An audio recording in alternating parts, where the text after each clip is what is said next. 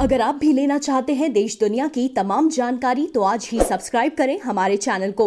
साथ ही नीचे दिए बेल आइकन को जरूर दबाएं ताकि हर अपडेट आप तक पहुंच सके। नमस्कार दोस्तों, प्रभात साक्षी में मैं देवेंद्र प्रताप सिंह आपका स्वागत करता हूं। आज हमारे साथ ऐसी खास शख्सियत मौजूद है जिसे लगभग देखा जाए तो दो पहलू के तौर पे देखा जाता है। एक बहुत इंटेलिजेंट या फिर एक देखा जाए तो कई लोग विपक्षी पार्टी के लोग कहते हैं कि पागल भी है ये। मैं उनके बारे में बता दूं, उनके जो वर्तमान में जो उनकी पहचान है वो जबरन रिटायर्ड आईपीएस अमिताभ ठाकुर। ये नाम आपको कई बार सुनने को भी मिला होगा। अब इनका क्योंकि इस नाम से और राजनीतिक दलों से बहुत पुराना नाता जुड़ा हुआ। हमारे साथ मौजूद है अमिताभ जी। सर, प्रभात साक्षी में तो पहले मैं आपका स्वागत करूंगा। बहुत बहुत धन्यवाद। आप आईपीएस लेवल के एक अधिकारी रैंक पर रह चुके हैं, लेकिन माना जाता है कि आपका राजनीतिक दल से इतना क्या किस तरह का भेदभाव है? जितनी भी पार्टियां आई हैं सभी पार्टी पे आपने लगातार उंगलियां उठाई हैं, उनके कामों को लेकर उंगली उठाई है, लेकिन आपने जितनी भी उंगलियां उठाई हैं, जितने भी सवाल किए हैं, वो सब दरकिनार कर दिया जाता है। वजह क्या है? देखिए, तीन चार बातें हैं। एक तो जैसे आपने बहुत अच्छा शब्द प्रयोग किया, पागल। इसमें कोई शक नहीं कि मैं अपने आप में अपने ढंग का एक पागल ही हूँ। इसीलिए पागल हूँ क्योंकि मेरी एक अच्छी खासी नौकरी थी और अभी 7 साल कम से कम मैं और रहता। और इस दौरान भी जो मलाई शब्द है, कहते हैं मलाईदार पोस्टिंग, मलाईदार बातें। बिल्कुल, हाँ, जिस पोस्टिंग में आप रहे, आप चाहते तो आज मैंने मकान आपका देखा है, इससे लाख गुना अच्छी खूबसूरत कोठी में आप रह सकते थे। बहुत कुछ मैं हासिल कर सकता था जो दुनियावी चीज़ें हैं। और यह भी मैं आपको बता दूं, ईमानदारी की बात है कि बुद्धि में, मेधा में, किसी से बातचीत करने में, अपने आप को प्रेजेंट करने में मेरी में कोई ऐसी कमी नहीं है जो मैं किसी नेता को आकर्षित नहीं कर पाता, किसी मुख्यमंत्री को आकर्षित नहीं कर पाता। यदि मैंने चाहा होता तो मैं बड़े आराम से बहुत कुछ मैं पा सकता था जिसको और लोग पाने को लालायित रहते हैं। लेकिन मैंने अपनी स्वेच्छा से, जैसे कबीरदास ने कहा कि जो मेरे साथ वही चले, जो घर फूंका आपना चलो हमारे साथ। तो मैंने अपना घर फूंकने का निर्णय जब कर लिया, उसके बाद से मैं इस तरह से मैंने जो आपने पागल शब्द कहा उसके साथ मैं पागलपंथी की ओर चल गया। कबीरपंथी, पागलपंथी, वह भी अपने आप में एक पंथ है। तो और मुझे उसमें बहुत आनंद आया। बस इतनी सी बात है, अच्छा बुरा सब मैंने देखा। मैं बलात्कारी बना, मैं भ्रष्टाचारी बना। जहाँ मैं बैठा हूँ इसी जगह मेरे ऊपर यहाँ पुलिस के अफसर बैठे थे, सैकड़ों की संख्या में मेरे घर आए, उन्होंने रेड किया और तमाम चीज़ें मैंने झेली। लेकिन जो घर फूंका आपना चलो हमारे साथ के रास्ते में लगातार चल रहा हूँ और मुझे उसमें बहुत अच्छा भी लगा है। तो इतना कुछ आपके साथ हुआ है, आपको ऐसे ऐसे नामों से संबोधित किया गया है कि शायद वो सुनकर किसी को भी गुस्सा आएगा। लेकिन क्या आपने नहीं सोचा कि अगर मेरे इतना कुछ करने से इतनी दिक्कतें, समस्याएं हो रही हैं, तो आपने अपना रास्ता बदलने की कोशिश नहीं की? देखिए, मैं जिस रास्ते पे हूँ उसमें जब भी मैं तो देखता हूँ कि जो सोशल मीडिया एक उसका एक उदाहरण है। मुझे हर चीज़ मतलब बुड़बक, हमारे यहाँ बिहार में कहते हैं बुड़बक, पागल, पकलैट, बकलोल, तो कहते ही हैं। माँ बहन की खुली गालियाँ भी देते हैं और सारी बातें कहते हैं। लेकिन मैं उनके अंदर जो आनंद छिपा हुआ है कि मैं ऐसी जगह उनको परेशान कर पा रहा हूँ जो मैं एक तरह से समझिए कि मलाई जो है, यानी लोगों का जो गुस्सा है उसे आपने एज अ प्रेम के तौर पर देखा, आनंद के तौर पर। मैं ये जान रहा हूँ कि वह गुस्सा इसलिए है कि उनकी मलाई में मैं मक्खी की तरह घुस जाता हूँ या दिखता हूँ। दूसरी बात, आपने कुछ देर पहले एक बहुत बड़ी अच्छी बात कही, यह सही है कि मेरी ज़्यादातर बातें लोग दरकिनार करना चाहते हैं। लेकिन चूँकि कागज़ पे मजबूत हूँ और बिना सबूत के कोई बात नहीं कहना चाहता, जहाँ तक मुझे संभव होता है। अगर कोई गलत शिकायत हो जाए तो तुरंत क्षमा मांगता हूँ। इसीलिए मेरी शिकायतों को दरकिनार करने की कोशिश भरपूर की जाती है। लेकिन चाहे अनचाहे उसके बाद भी बहुत कुछ करना पड़ जाता है और इसीलिए मेरे प्रति नाराज़गी और गुस्सा वो स्वाभाविक रूप से बना रहता है। अच्छा, जिस उसूल पर आप चल रहे हैं उसी उसूल पर आपकी मिसेज मैडम नूतन ठाकुर जी भी चल रही हैं। उन्हीं उसूल पर आपने अपने बच्चों को भी शिक्षा दी है, बच्चे भी उन्हीं उसूलों पर चल रहे हैं कि ईमानदारी के तौर पर। तो एक नॉर्मली तौर पर मैं थोड़ा जानना चाह रहा हूँ कि आपने काफ़ी कुछ देखा है और मालूम नहीं आगे आप क्या कुछ देख सकेंगे, क्योंकि जो आपने आगे चल के फैसला लिया है उससे आगे आगे क्या क्या समय आपको देखने को मिल सकते हैं। तो क्या आपने अपने बच्चों को और मैम को कुछ इस विषय में आगे बात करने की कोशिश की? देखिए, मैं इस पर एक चीज़ कहूँगा। अभी तो शायद वो रिटायर हो गए हैं। एक डीजी थे हमारे विभाग में, वीरेंद्र कुमार उनका नाम है। बहुत पहले जब मैं समझता हूँ मुलायम सिंह जी के कांड वगैरह से काफ़ी पहले, करीब 8-9 साल पहले एक बार मैं उनसे मिला था। तब भी मैं पागलपन के रास्ते में जा चुका था, मैं कहूँगा।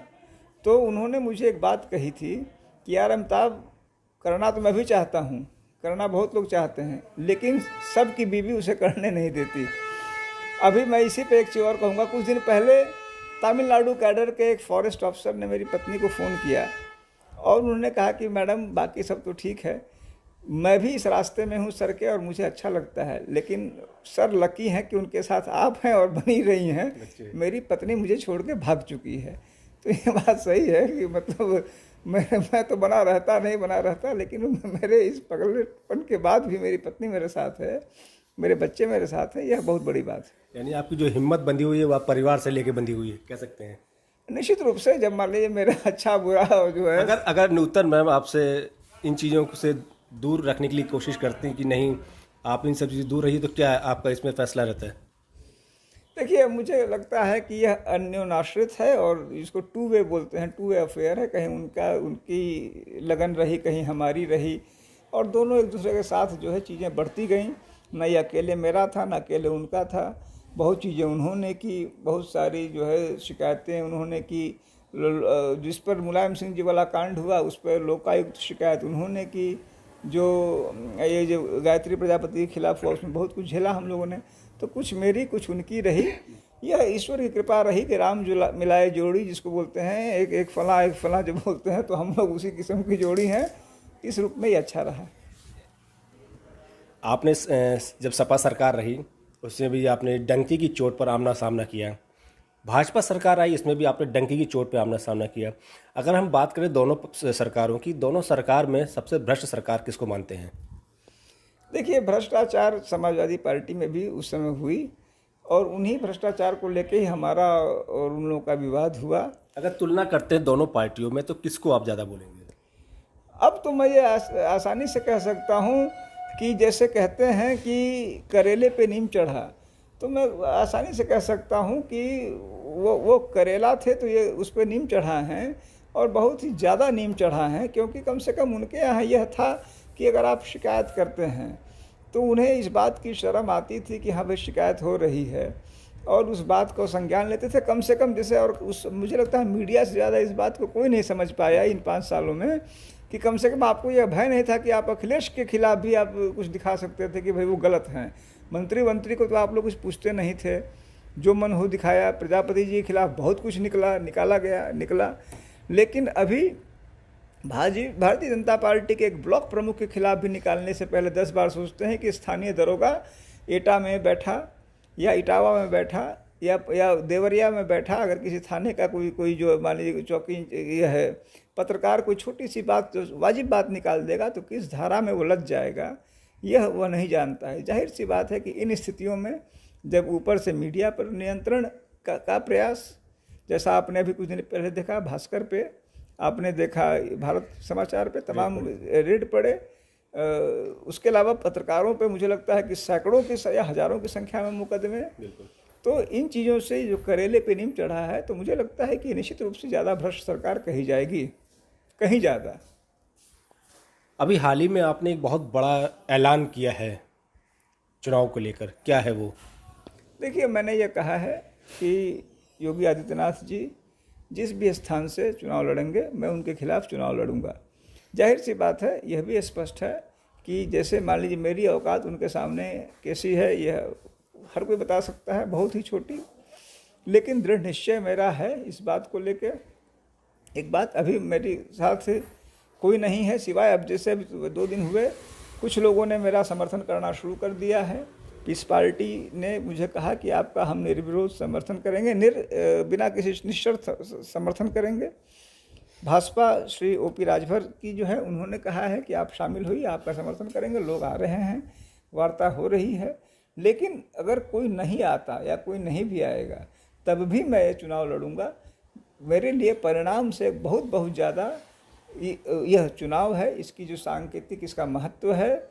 जो कुछ अन्याय, अत्याचार, कदाचार, विभेदकारी कार्य, भय उत्पन्न करने का कार्य, भ्रष्टाचार, करेला पे नीम चढ़ा वाला कार्य योगी आदित्यनाथ जी और उनके अफसरानों ने किया है, उनकी सरकार ने किया है, उसका विरोध करना ही चाहिए, ऐसा मैं मानता हूँ। आपको नहीं लगता है कि आप चुनाव लड़ने जा रहे हैं, वो भी मुख्यमंत्री के खिलाफ? उन्हीं के क्षेत्र में, अगर वो गोरखपुर से लड़ते हैं या बनारस से लड़ते हैं, उन्हीं के क्षेत्र में चुनाव लड़ना कितना चुनौतीपूर्ण होगा आपके लिए? निश्चित रूप से चुनौतीपूर्ण होगा। और मैं यह भी जानता हूं कि उनके समर्थकों में हर तरह के लोग हैं। मैं तो एसपी महाराजगंज जब था, मैंने देखा था वहाँ एक निचलौल जगह है, वहाँ इन लोगों ने ट्रेन में आग लगा दी थी, ट्रेन में आग। उसी तरह से इन्होंने कई जगहों पर बहुत ही गंभीर पथराव किए थे, हिंसक घटनाएं की थी। ये सब बातों को मैं जानता हूँ, मैं उनका आंखों देखी ये बातें हैं। तमाम इन लोगों की हिंसात्मक गतिविधियाँ मैंने देखी हुई हैं, मुकदमे हुए हैं, गंभीर मुकदमे हुए हैं। तो इस तरह से मुझे अपने ऊपर भी, जिसे आप कह सकते हैं कि प्राणों का भय जिसको कह सकते हैं, वो निश्चित रूप से है। तो इसके लिए क्या कोई सिक्योरिटी की आप सरकार से मांग करेंगे? क्योंकि जिस तरह से जाहिर है कि आप जिस तरह बता रहे हैं तो कुछ भी हो सकता है आपके साथ या परिवार के साथ। बिल्कुल मैं मांग करूंगा। अभी मैंने उस पर आकलन अपना शुरू कर दिया है कि मैं क्या मांग करूं, क्या करूं, कहां जाऊं, किससे कहूं, कौन मेरी बात किस सुनेगा, और मुझे उसके लिए कोर्ट जाना होगा या प्रशासन शासन मेरी बात मान लेगा। इन चीज़ों पर मैंने चिंतन करना प्रारंभ कर दिया है। तो इसके लिए अगर बात करें कि योगी जी की, चूँकि आपने उनके न्यूतन मैम ने एक ITI भी डाली थी इनकी मुकदमों केसेस को लेकर, तो उस केसेस के जो वापस उन्होंने केस लिए हैं मुख्यमंत्री अपने पद पर रहकर, तो किस तरह की कुछ धाराएं ऐसी कुछ आपको अगर जानकारी हो तो किस तरह की धाराएं उन पर थी? कि उन पर कई मुकदमे थे और मैं समझता हूँ कि वो शायद वो पूरे विश्व के कुछ ऐसे नेताओं में होंगे जिन्होंने अपने ऊपर लगे मुकदमों को खुद वापस ले लिया। उनके ऊपर जो मुकदमा था वह निश्चित रूप से बहुत गंभीर प्रकृति का था, क्योंकि वो लॉफुल वायलेशन ऑफ अथॉरिटी, यानी कि कानून का विधि सम्मत अधिकारी प्राधिकारी के विधि सम्मत आदेशों का उल्लंघन, जिससे स्पष्ट होता था कि योगी आदित्यनाथ जी विधि सम्मत अधिकारी के आदेशों के उल्लंघन करने का कार्य उन्होंने पहले कई बार किया। उन पर हत्या का भी मुकदमा था, वो भी डबल मर्डर का। जो महाराजगंज में जो कांड हुआ था, पंचरुखिया कांड, जो कई सारे जो है मैं कहूँगा कानूनी पचड़ों में फंसा रहा और अंत में उनको बच भी गए मैं कहूँगा। लेकिन 2 मुकदमे उन्होंने अपने रहते रहते वापस ले लिए, जो कि एक अपने आप में एक आश्चर्य है। चुनाव को लेकर क्या किसी पार्टी का सपोर्ट करेंगे आप? कुछ ऐसे जैसे अभी हाल ही में देखा है तो आम आदमी पार्टी काफ़ी चर्चित में चल रही है विरोधी दल में। क्या किसी सिंबल से अगर कोई पार्टी देता है कि मेरे सिंबल से आप लड़िए, तो किस पार्टी को आप चुनेंगे? किस पार्टी का सिंबल? देखिए, जिसको आप बड़ी पार्टियां कहते हैं, तो जैसे वोट की दृष्टि से ये तो सभी जानते हैं। एक होती है ज़मीनी हकीकत, ये सभी जानते हैं। भाजपा के बाद इस समय समाजवादी पार्टी के पास सर्वाधिक एक तरह से ज़मीनी हकीकत में रुझान उधर दिख रहा है। उसके पीछे मान लीजिए कह सकते हैं बहुजन समाजवादी पार्टी है, उसके पीछे भारतीय कांग्रेस पार्टी है, फिर आम आदमी पार्टी नहीं है लेकिन उभर रही है। अगर पूछा जाए कि अमिताभ ठाकुर अगर चुनाव लड़ते हैं कि किस पार्टी के सिंबल से लड़ सकते हैं? देखिए, जैसे कहते हैं कि अंग्रेजी में कहावत है, if wishes were horses beggars would ride. तो यदि मेरी इच्छा चले, यदि ऐसा कुछ आइडियल हो, जैसे कुछ लोगों ने मुझे एक काल्पनिक रूप से कहा कि हो सकता है कि आप साझा प्रत्याशी हो जाएं, ऐसा उन्होंने कहा, कुछ लोगों ने ये बताया। अगर मान लीजिए किसी पार्टी में गए बिना मुझे साझा प्रत्याशी बनना पड़ा और मैं बन गया, मैं उसे अपने लिए आइडियल समझूंगा, क्योंकि सबके बाद भी कहीं ना कहीं जैसा मैंने कहा कि कुछ मनमौजी होने के नाते मुझे वो चीज़ ज़्यादा सूट करता है एक व्यक्ति के रूप में। लेकिन चूंकि इस उद्देश्य के लिए मैं लड़ रहा हूँ, तो अगर मान लीजिए जो सबसे बड़ी पार्टी मुझे आएगी, मुझे यदि ऐसी आती है, वो भी पुनः क्योंकि वो बहुत बड़ी पार्टियां हैं, उनके लिए भी मैं बहुत छोटा सा व्यक्ति हूँ, यदि उन्हें लगता है कि वो आती हैं, मुझे टिकट देती हैं, तो मैं स्वीकार करूँगा। जो सबसे बड़ी पार्टी होगी मैं उसकी टिकट स्वीकार करूँगा। मतलब आप एक IPS कैटेगरी के रहे हैं, एक सीनियर अधिकारी, आपकी अपनी कमेटी भी है और आपके पीछे आपके अधिकारियों के, आपके फ्रेंड सर्किल की काफ़ी लंबी चेन है। अगर हम बात करें तो क्या इनमें कितना % सपोर्ट आपको जाएगा? देखिए, अभी मैं ये नहीं कह पाऊँगा, क्योंकि मैं उस आकलन पे आज तक मैं तनहा सारे काम करते रहा, अपनी औकात पे करते रहा।